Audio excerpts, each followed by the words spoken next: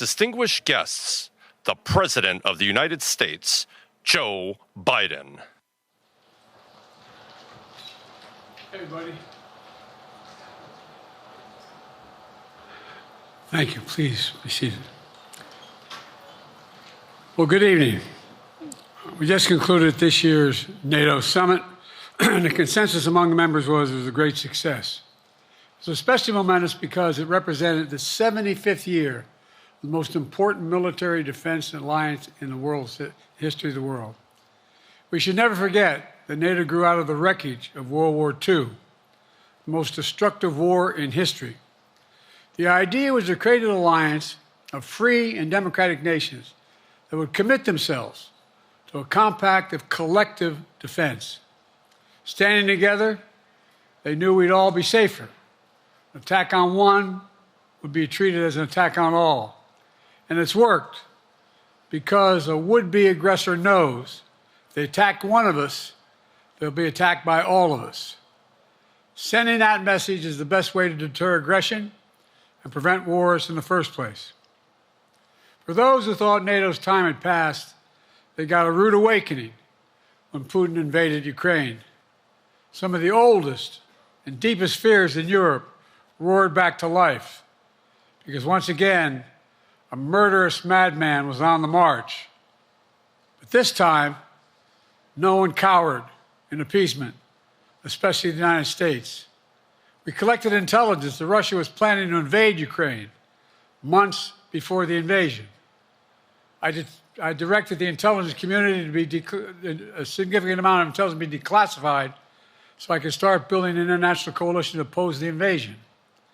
Then in February, some of you remember, I warned the world that the invasion was imminent.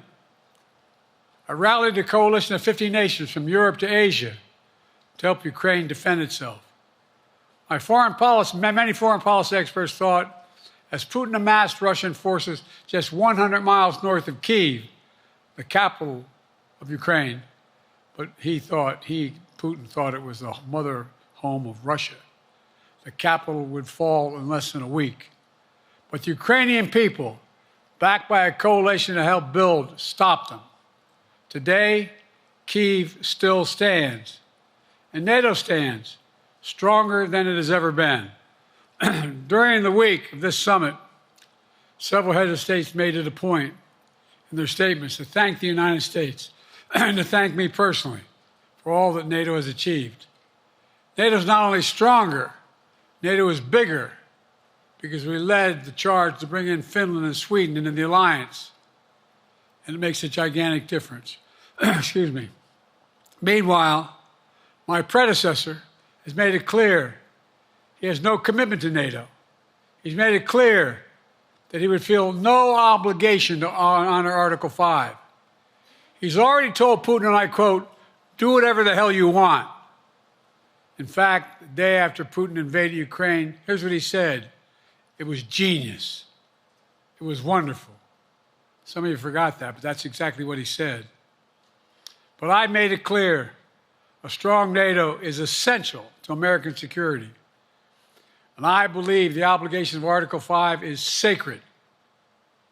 And I would remind all Americans, Article 5 is invoked only once in NATO's long history, and that was to defend America after 9/11.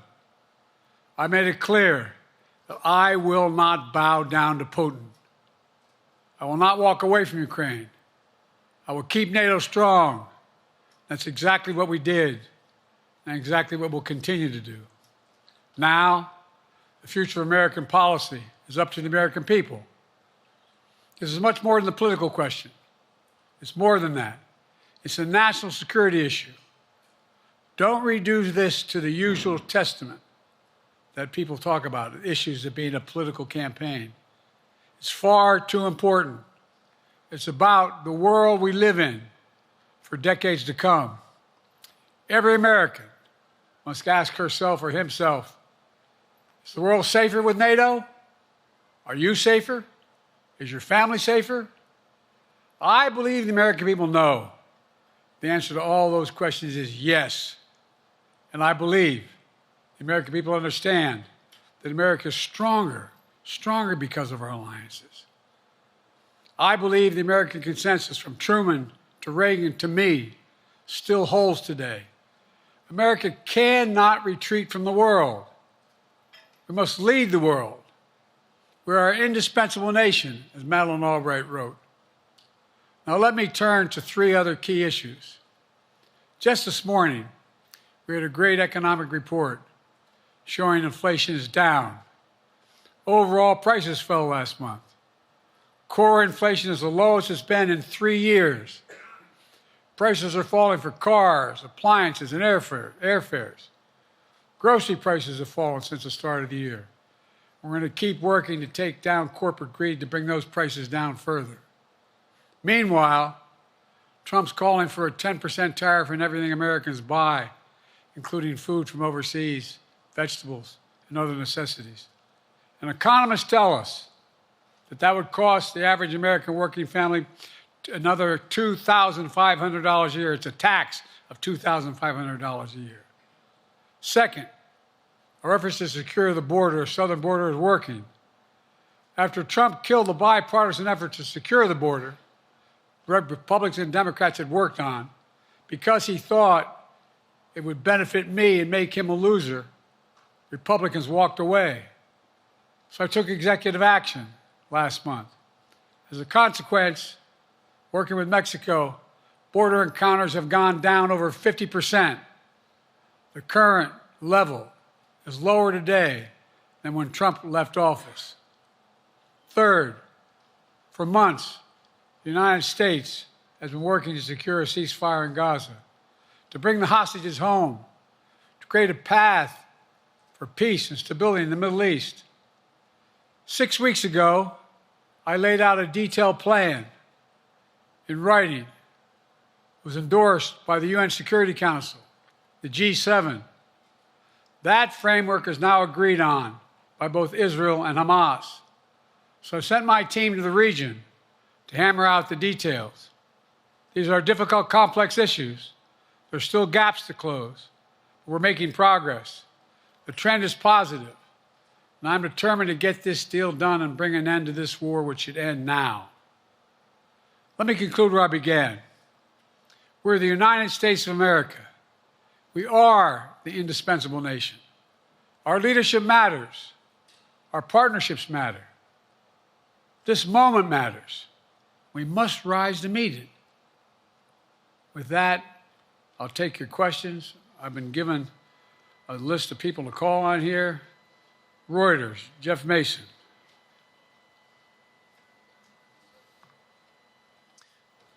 Mr. President, your political future has hung over the NATO summit a little bit this week. Speaker Pelosi made a point of suggesting that your decision on whether to stay in the race was still open. George Clooney and a handful of lawmakers have called on you to step aside.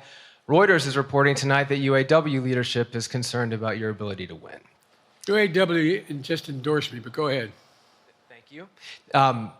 My question for you is, how are you incorporating these developments into your decision to stay? And separately, what concerns do you have about Vice President Harris's ability to beat Donald Trump if she were at the top of the ticket? Look, I wouldn't have picked Vice President Trump to be vice president, but I think she was not qualified to be president. So let's start there. Number one. The fact is that the consideration is that I think I'm the most qualified person to run for president. I beat him once, and I will beat him again. Secondly, the idea, I served in the Senate a long time. The idea that senators and congressmen running for office worry about the ticket is not unusual. And I might add, there are at least 5 presidents running or incumbent presidents who had lower numbers than I have now, later in the campaign. So there's a long way to go in this campaign. And so I'm just going to keep moving. And because, look, I got more work to do. We've got more work to finish. There's so much, we made so much progress. Think about it. Think about where we are economically relative to the rest of the world. Name me a world leader who wouldn't want to trade places with our economy. we've created over 800,000 manufacturing jobs, 1.5 million. So things are moving. We got more to go. Working class people still need help. Corporate greed is still at large. Their prices, the corporate profits have doubled since the pandemic. They're coming down, and so I'm optimistic about where things are going. Danny Kemp, AFP. Thanks. Thank you, Mr. President. I wanted to ask you about you mixed up Presidents Zelensky and Putin earlier today. And you now have sort of your key allies, including the British Prime Minister, the President of France, the German Chancellor having to step in and make excuses for you on that. Officials here are saying off the record that your decline has become noticeable. Hasn't this now, frankly, become damaging for America's standing in the world? Thank you. Did you see any damage to our standing in my leading this conference? Have you seen a more successful conference? What do you think? And the Putin piece, I was talking about Putin, and I said, and now, at the very end, I said, Putin. I said, no, I'm sorry, Zelensky. And then I added 5 other names. Look, guys, the idea anybody suggests that we haven't had an incredibly successful conference.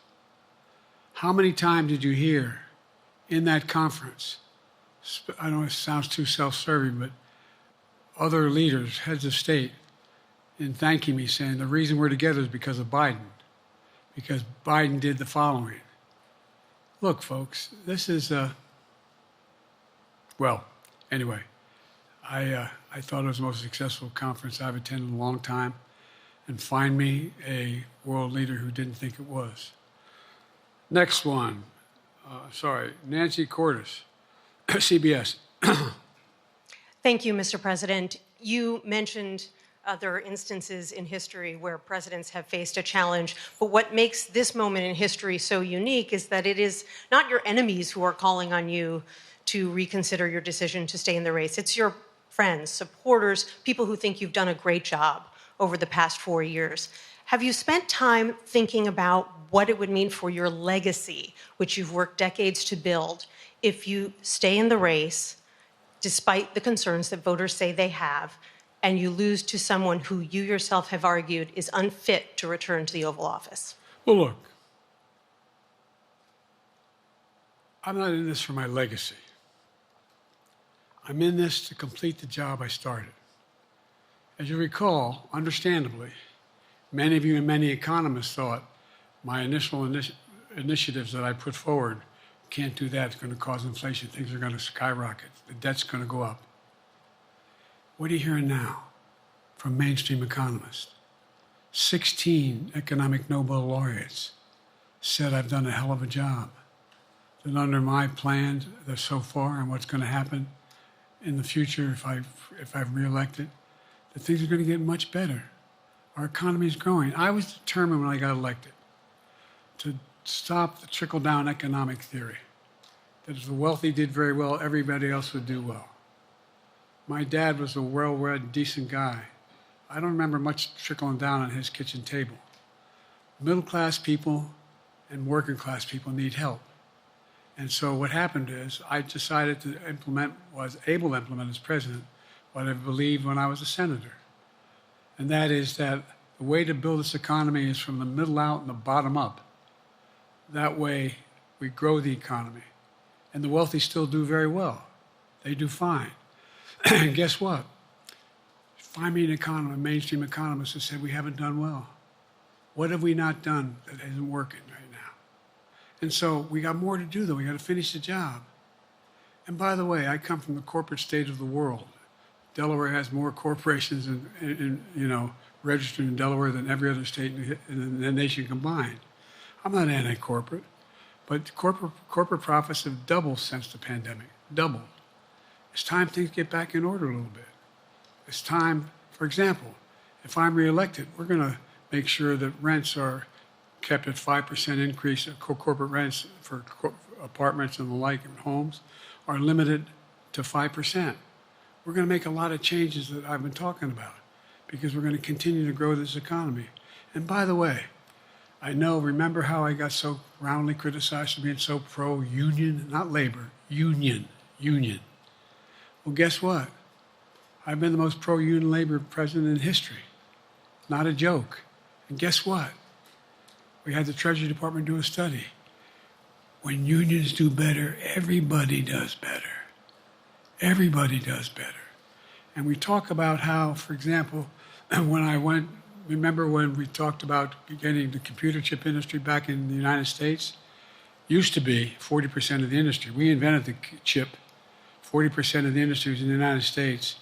And former presidents decided that the best way to do it is find the cheapest labor in the world, send the product over there, and import what the product was.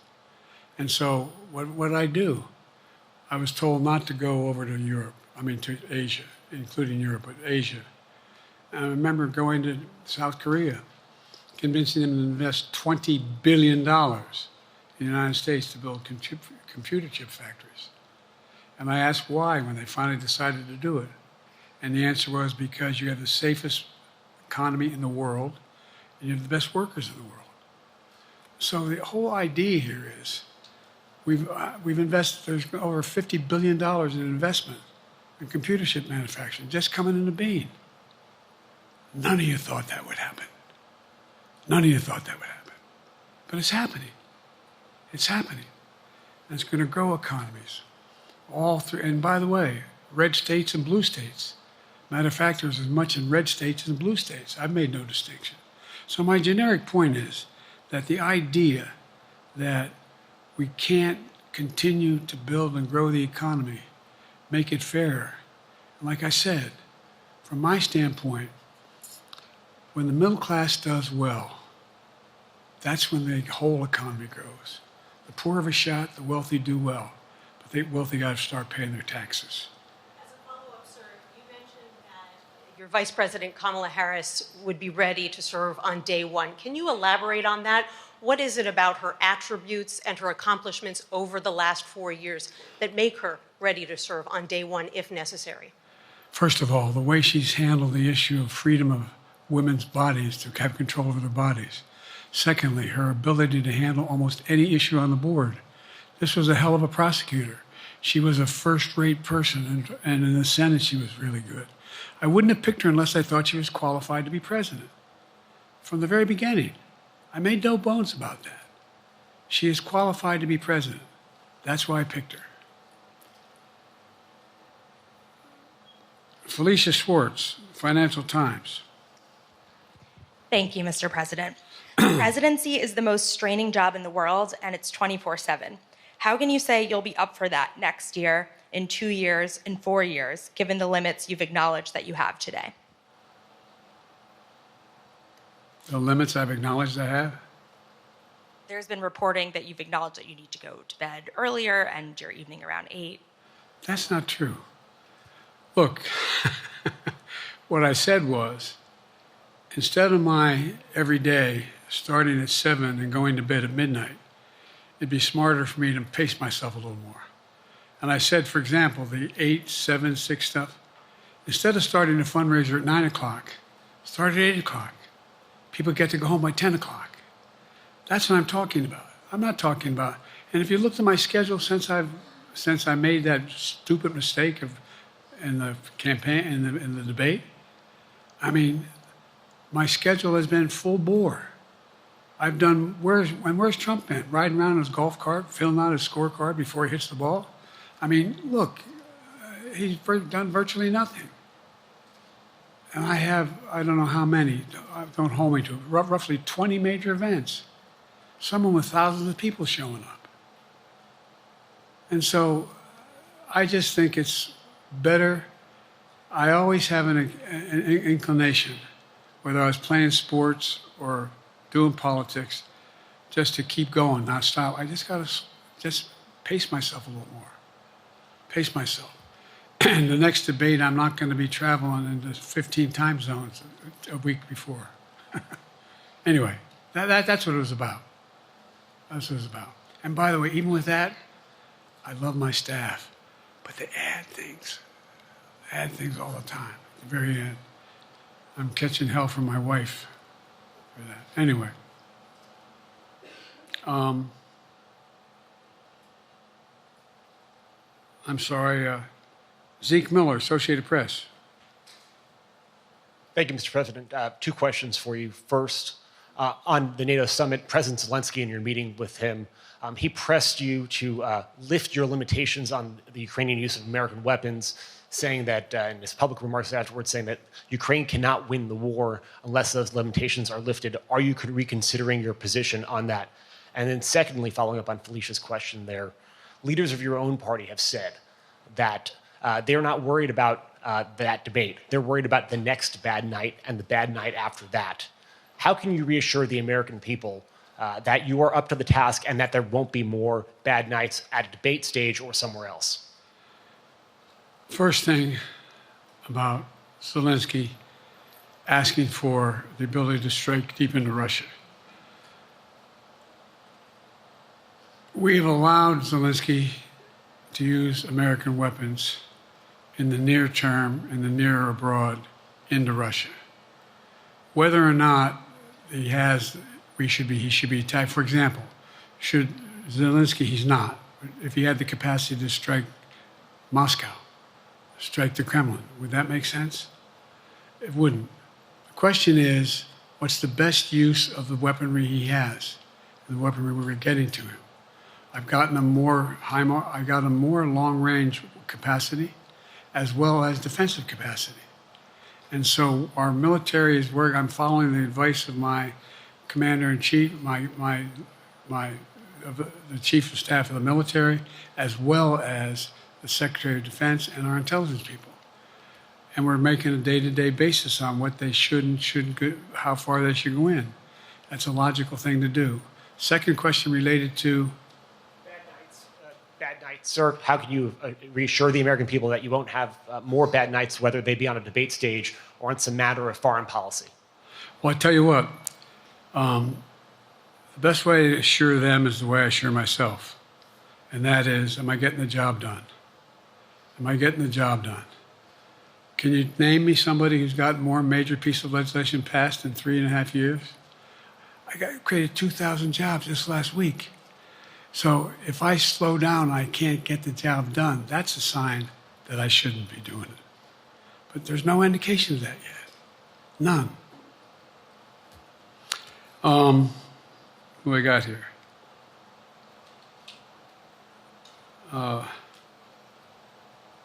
Merrick, Pulaski Radio.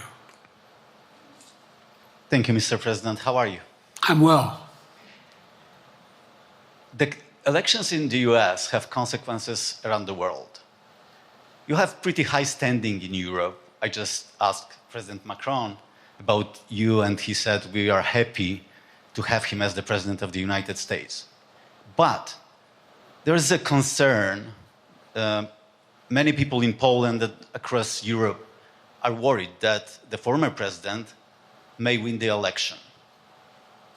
And there's a lot of concern that Donald Trump may weaken NATO, stop supporting Ukraine, or push Ukraine to give up territories to Russia. They're correct. And yourself was warning just 2 minutes ago about it. So my question is, do you think that Europe will be left on its own if Donald Trump wins the election? And what's your advice to European leaders to prepare for possible US disengagement? Well, look, I think, how can I say this without sounding too self-serving? I'm not having any of my European allies come up to me and say, Joe, don't run. What I hear them say is, you've got to win. You can't let this guy come forward. It'd be a disaster. It'd be a disaster. I mean, I think he said in one of his rallies, don't hold me to this, recently, where NATO, I just learned about NATO, or something to that effect. Foreign policy has never been his strong point. And he seems to have an affinity to people who are authoritarian. That worries, as I tell you from Poland, that worries Europe. That worries Poland. And nobody, including the people of Poland, think that if he wins in Ukraine, he's going to stop in Ukraine, that that's going to be the end of it. And so what I can say is, I think I'm the best qualified person to do the job, to make sure that Ukraine does not fall, that Ukraine succeeds, that the European alliance stays strong. You may recall, no one was talking about Finland joining NATO.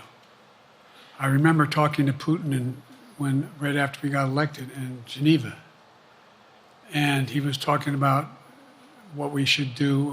We couldn't be in Eastern Europe, etc. And I said, you're looking for the Finlandization of Ukraine. I said, you're going to get the NATOization of Finland. And about 4 weeks later, I got a call. That's not true. Probably 5 months later, from the president of Finland, could he come and see me? In my office. I invited him to the Oval Office. We sat down and talked. He said he wanted to join NATO. Could I help? And I did. It wasn't automatic. And then I got a call from the Swedes. I beg your pardon?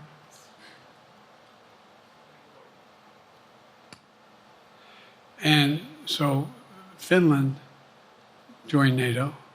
800-mile border is a significant, and they were already allies, but they weren't part of NATO. And you heard, I think you heard, maybe, I can't recall what he said in public in our closed meeting, but he wouldn't mind it being repeated.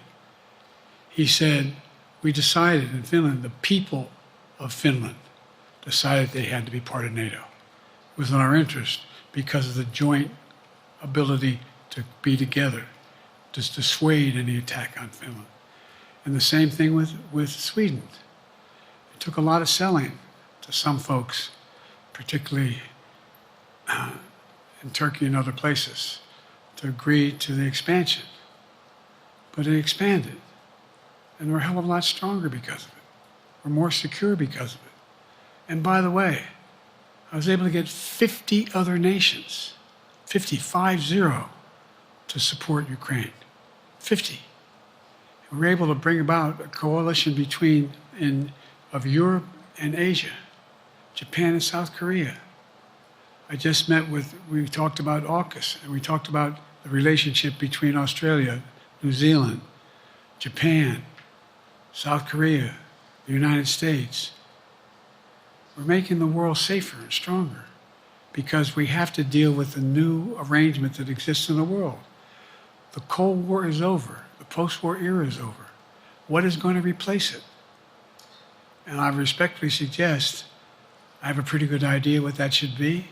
I've convinced a lot of people to follow it, and we're just going to get stronger. David Sanger. Where is it? Thank you, Mr. President. Be nice, David. Mr. President, the NATO declaration that was issued yesterday was very notable because it described China as a decisive enabler of the war in Ukraine for its provision of critical goods to the Russians. That's part of a broader partnership that seems to have cemented in place in the past 2 or 3 years. I think one that you were a little bit doubtful of when we asked you about it some time ago. So I'd be interested to know whether you have a strategy now of trying to interrupt the partnership between China and Russia, and whether or not in a second term you would pursue that, if you could describe that strategy to us. And along the way, could you also tell us whether you think, just to follow up on Felicia's question, that if you were in a room with Vladimir Putin again, the way you were 3 years ago, or with President Xi, that a few years from now you will be able to go negotiate with them, handle them one-on-one? Well, the first part of the question is, we discussed and I raised in the NATO summit, and others raised, the future of China's involvement, what they're going to do. What they're doing with Russia in terms of accommodating, facilitating, They're getting access to additional. They're not supplying weapons themselves. They're supplying mechanisms for them to be able to get weapons. And China's position is basically, and I've spent more time with Xi Jinping than any world leader has, over 90 hours since being vice president all the way through, for real. And by the way, I handed all my notes. But my point is that Xi believes that China is a large enough market that they can entice any country, including European countries, to invest there in return for commitments from Europe to do A, B, C, or D, or not to do certain things. What's happened is we had a long discussion about what we have to make clear. China has to understand that if they are supplying Russia with information and capacity, along with working with North Korea and others to help Russia in armament, that they're not going to benefit economically as a consequence of that by getting the kind of investment they're looking for. And so, for example, we're in a situation where, and we've reestablished direct contact with China after that, remember the balloon, quote unquote, going down, and all of a sudden things came to an end? Well, we set up a new mechanism. There's a direct line between Xi and me, and our military has direct access to one another, and they contact one another when we have problems. The issue is that we have to make sure that Xi understands there's a price to pay for undercutting both the Pacific Basin as well as Europe, and as it relates to Russia and dealing with Ukraine. And so for example, if you want to invest in China, as you know this area really well. If you want to invest in China, you have to have a 51% Chinese owner. You have to make sure that you do by their rules. And you don't have the authority, and you have to provide all access to all the data and information you have. There was a while there, as you recall, the last administration and other administrations, where the access to that market was enticing enough to get companies to come in because they had access to over 1 billion people in a market, not 1 billion, but a lot of people in the market. And so they were doing it. But that got curtailed when we started saying we're going to play by the same rules. For example, the idea they don't abide by the international rules related to subsidizing products by the government funding. So guess what? They're not going to be able to export their electric vehicles to the United States without a significant tariff. Others are doing the same thing around the world. But it is a concern. It is a concern that you have both China, North Korea, Russia, Iran, countries that are not necessarily coordinated in the past, looking to figure out how they can have impact. Do you have a strategy to interrupt that impact? Yes, I do, but I'm not prepared to talk about the detail of it in public. And I think you'll see that some of our European friends are going to be curtailing their investment in Russia. In China, as long as China continues to have this indirect help to Russia in terms of being able to help their economy as well as help them in, as a consequence of that, their ability to fight in Ukraine. The other thing that we talked a lot about is that, and I raised it, and I didn't hear any. I can't swear that everyone agreed because not everyone got to talk about it, but we need a new industrial policy in the West. For example, we talked about how both the EU as well as NATO has to be able to begin to build their own munition capacity, has to be able to generate their own capacity to provide for weapons and the ability to, it came as a surprise to some of us how we had fallen behind in the West in terms of the ability to construct new material, new weaponry, new everything from vehicles to weapon systems. And so one of the things that came out of this was we're going to be meeting again with a number of my colleagues, my European colleagues, is what do we do to increase the capacity of the West, particularly in Europe and Japan, to be able to generate the kind of ability to produce their own weapon systems. Not just for themselves, but to be able to generate that. It's the same, it's what Russia's trying to figure out. That they went to China and they didn't get the weapons, but then they went to North Korea. But we're going to be in a position where the West is going to become the industrial base for it to be able to, the ability to have all the defensive weapons that we need. That was a discussion as well. Mr. President, I'm not sure you answered on whether you would be ready to go deal with Putin and Xi 2 or 3 years from now. I'm ready to deal with them now and 3 years from now. Look,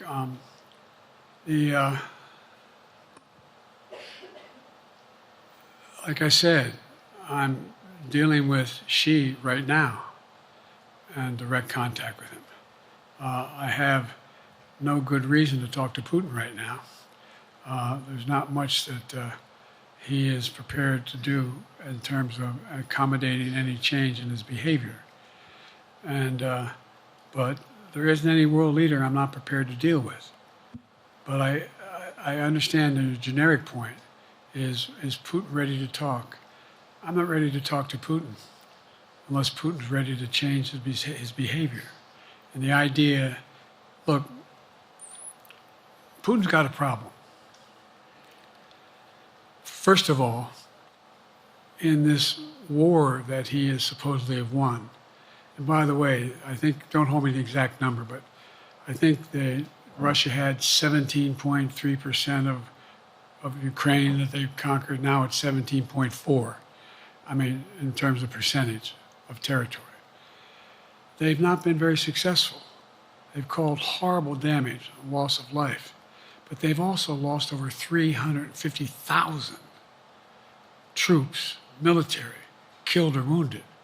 They have over 1 million people, particularly young people with technical capability, leaving Russia because they see no future there. They've got a problem.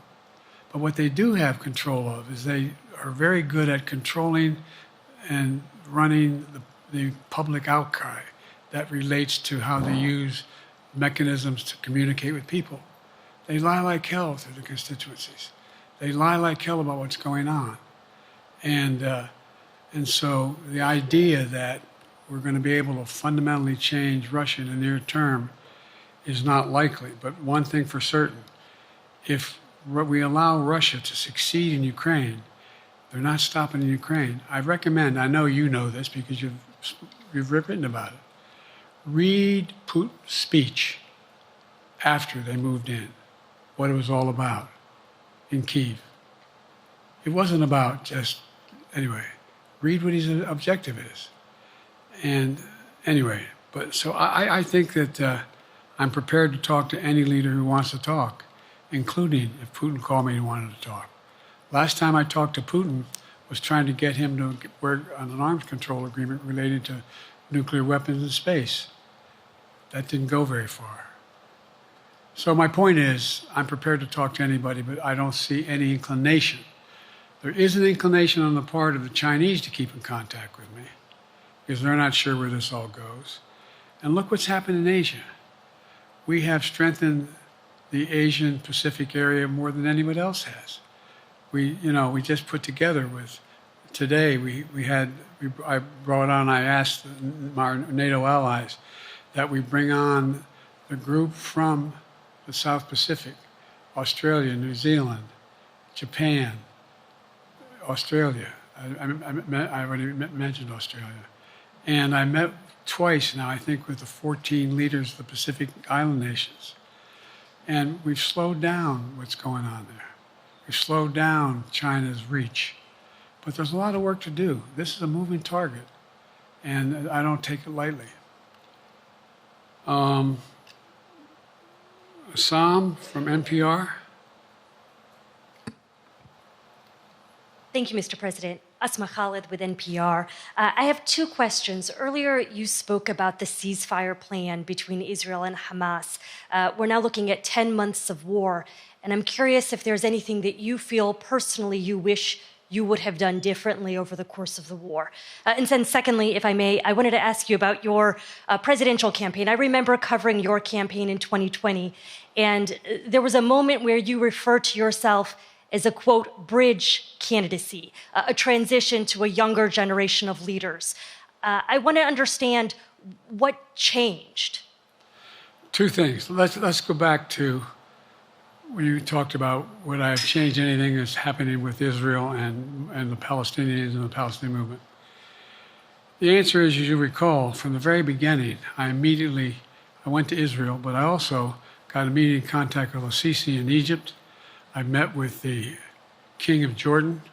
I met with most of the Arab leaders to try to get a consensus going as to what had to be done to deal with getting more aid and food and medicine into the Gaza Strip. And we pushed it really hard. And Israel occasionally was less than cooperative, number one. The Israeli War Cabinet, I've been dealing with Israel since Golda Meir. Some of the reporters around here come here all the time have heard me say this. The first time I met with Golda Meir, I sat across from her at her desk, and her assistant was Rabin sitting next to me. That's how far back I go. I know Israel well, and I support Israel. But this war cabinet is one of the most conservative war cabinets in the history of Israel. And there's no ultimate answer other than a two-state solution here. And so what was able to be done in terms of the plan I put together was it would be a process for a two-state solution. And we get the Arab nations to, particularly from Egypt all the way to Saudi Arabia, to be in a position where they would cooperate in the transition so that they could keep the peace in Gaza without Israeli forces staying in Gaza. The question has been from the beginning, what's the day after in Gaza? And the day after in Gaza has to be, the end of the day after has to be no occupation by Israel and the Gaza Strip, as well as the ability for us to get in and out as rapidly as you can, all that's needed there. I've been disappointed that some of the things that I put forward have not succeeded as well, like the port we attached from Cyprus. I was hopeful that would be more successful. But that's why when I went to Israel immediately after the massacres that occurred at the hands of Hamas, the one thing I said to the Israelis, and I met with the War Cabinet and with Bibi, don't make the same mistake America made after bin Laden. There's no need to occupy anywhere. Go after the people who did the job. You may recall, I still get criticized for it, but I was totally opposed to the occupation and trying to unite Afghanistan. Once we got bin Laden, we should have moved on, because it was not no one's ever going to unite that country. I've been over every inch of that, not every inch, the entirety from the poppy fields all the way to the north. I said, don't make the same mistake we made. Don't think that's what you should be doing, is doubling down. We'll help you find the bad guys, Sinwar and company. And all this criticism about I wouldn't provide when the weapons they needed. I'm not providing them 2,000-pound bombs. They cannot be used in Gaza or any populated area without causing great human tragedy and damage. But remember what happened when you had the attack on Israel with rockets and ballistic missiles. I was able to unite the Arab nations as well as Europe, and nothing happened. Nothing got hurt. It sent an incredible lesson to what was going on from the Middle East. So there's a lot of things, in retrospect, I wish I had been able to convince the Israelis to do. But the bottom line is we have a chance now. It's time to end this war. It doesn't mean walk away from going after Sinwar and Hamas. And if you notice, you know better than most, there is a growing dissatisfaction on the West Bank from the Palestinians about Hamas. Hamas is not popular now. And so there's a lot of moving parts. I just have to keep moving to make sure that we get as much done as we can toward a ceasefire, and get those. And by the way, look at the numbers in Israel. I mean, my numbers are better in Israel than they are here. But then again, they're better than a lot of other people here too. But anyway. Bridge candidacy in 2020, you referred to yourself as being a bridge candidate for a younger, fresher generation of Democratic leaders, and I wanted to know what changed. What changed was the gravity of the situation I inherited in terms of the economy, our foreign policy, and domestic division. And I think, I won't put words in anybody's mouth, most presidential historians give me credit for having accomplished more than most any president since Johnson and maybe before that to get major pieces of legislation passed. And what I realized was my long time in the Senate had equipped me to have the wisdom to know how to deal with the Congress, to get things done. We got more major legislation passed that no one thought would happen. And I want to finish it, to get that finished. If tomorrow, if we had a circumstance where there was a lineup and I hadn't inherited what I did and we just moved things along, anyway, it's going to change. Last question. Haley Bull, Scripps. Or no, Josh Weingrove, I'm sorry, was the next one. I'll do two more questions. Thank you, Mr. President. Many of your colleagues, Democrats on the Hill, are watching tonight as they assess what they want to say about your candidacy. I'm wondering how you're thinking of this right now. It seems like your answer is clear, but they're watching how things go tonight, tomorrow in Michigan, next week in Texas and Nevada. Are you thinking that way about how the next week or two goes would inform your... Am I using that way, you say? Are you thinking that way about how the next 2 weeks go? Will that affect your decision, or are you fully determined on running in November as the party's nominee? I'm determined on running, but I think it's important that I allay fears by let them see me out there. Let me see them out. For the longest time it was, Biden's not prepared to sit with us unscripted. Biden's not prepared to, anyway. And so what I'm doing is, and I've been doing, I think we've done over 20 major events from Wisconsin to North Carolina, to demonstrate that I'm going out in the areas where we think we can win, where we can persuade people to move our way, or people are already there. And here, look, the other thing is, we have the most extensive campaign organization of anybody's had in a long, long time. We have well over 1,000 volunteers knocking on doors, making phone calls, making tens of thousands of phone calls. We have headquarters. I forget exactly how many. I don't want to cite a number and then find out I'm off. But we have scores of headquarters in all the toss-up states. We're organized. We're moving. And that's awful hard to replace in the near term. And here's the other thing. I was in the Senate a long time. Very proud of what I've done in the Senate. I was chairman of the Foreign Relations Committee for a long time, and I was chairman or ranking member and chairman of the Judiciary Committee. I'm going to be going down to the Johnson Library. Anyway, I'm going to be going around making the case of the things that I think we have to finish and how we can't afford to lose what we've done or backslide on civil rights, civil liberties, women's rights. There's that little button we have. Control guns, not girls. I mean, the idea We're sitting around. That's where Kamala's so good as well. We're sitting around. More children are killed by a bullet than any other cause of death. The United States of America. What the hell are we doing? What are we doing? We got a candidate saying, promise the NRA, don't worry, I'm not going to do anything. I'm not going to do anything. You got a Supreme Court that is what you might call the most conservative court in American history. This is ridiculous. There's so much we can do still. And I'm determined to get it done.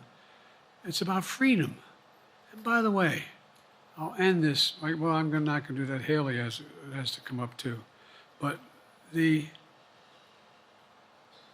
I remember I made a speech on democracy in Philadelphia at Independence Hall. And I'm not being critical, just observing. The bulk of the press said, what the hell is he talking about that for? Democracy. You did. Democracy is not an issue. Democracy is not an issue. Except the polling data showed 60% of the people knew I was right, thought I was right. I'm not asking you a question. You don't have to answer, obviously. But do you think our democracy is under siege based on this court? Do you think democracy is under siege based on Project 2025? Do you think he means what he says when he says he's going to do away with the civil service, eliminate the Department of Education, make sure, we've never been here before. And that's the other reason why you say, hand off to another generation. I've got to finish this job. I've got to finish this job because there's so much at stake. We've had some discussions over the past few days with your press secretary about the question of health exams.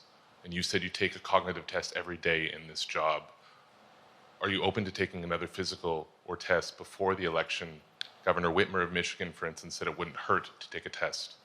Well, look, two things. One, I've taken 3 significant and intense neurological exams by a neurologist. In each case, as recently as February. And they say I'm in good shape, okay? Although I do have a little problem with my left foot because it's not as sensitive because I broke my foot and didn't wear the boot. But I'm good. I'm tested every single day about my neurological capacity to do decisions I make every day. You talk to my staff, all of you talk to my staff. Sometimes my staff talks a lot. But the fact of the matter is, I don't think you have them telling you that all the major ideas we've undertaken haven't been in part initiated by me. I remember when the staff and I said, I'm going to go to South Korea, we're going to get the chip. What are you doing?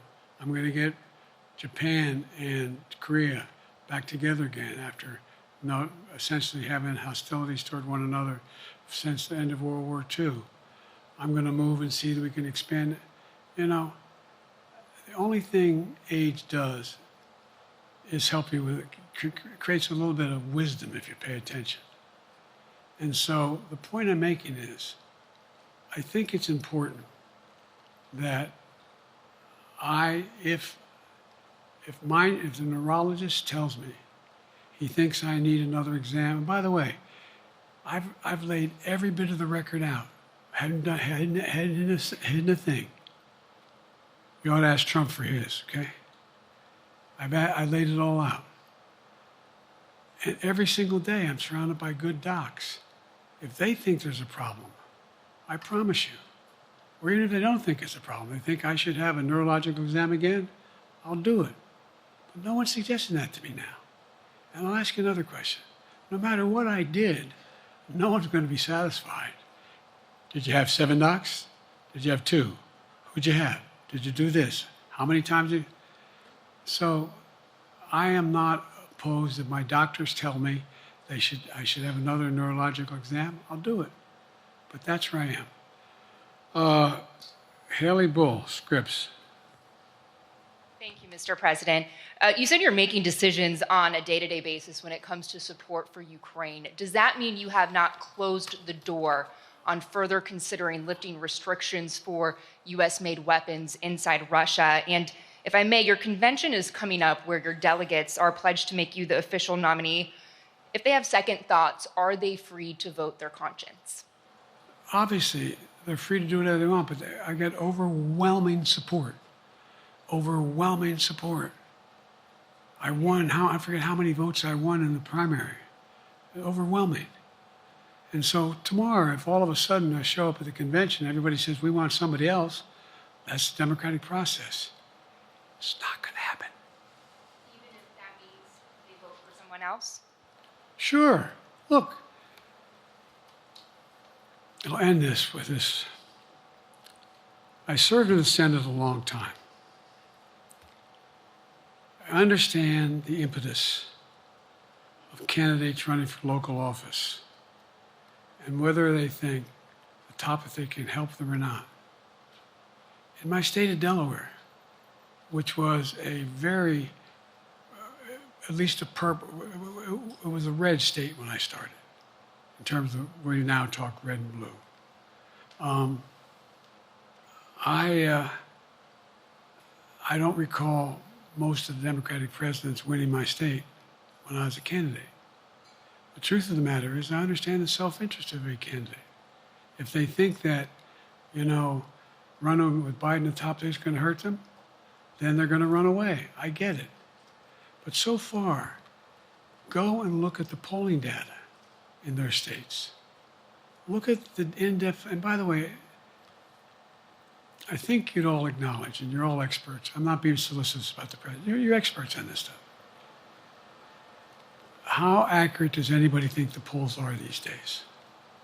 I can give you a series of polls where you have likely voters, me versus Trump, where I win all the time. When the unlikely voters vote, he wins sometimes. The bottom line is all the polling data right now, which I think is premature because the campaign really hasn't even started. I mean, it hadn't started in earnest yet. Most of the time, it doesn't start till after September, after Labor Day. So a lot can happen. But I think I'm the best I believe I'm the best qualified to govern.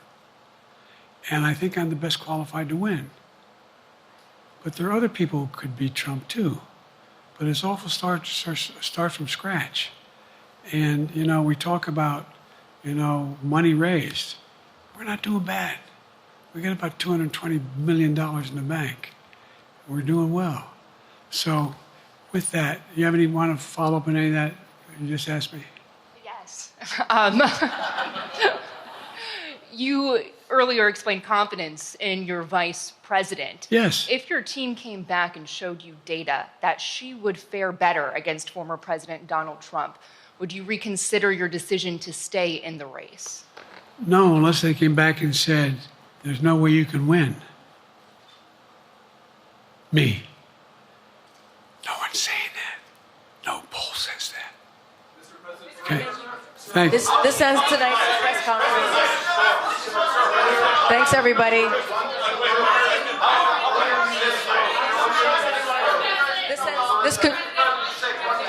This concludes. Respectfully, earlier you misspoke in your opening answer. You referred to Vice President Harris as Vice President Trump. Right now, Donald Trump is using that to mock your age and your memory. How do you combat that criticism from tonight? Listen to him. This concludes tonight's press conference. Thank you, everybody. Thanks, everyone.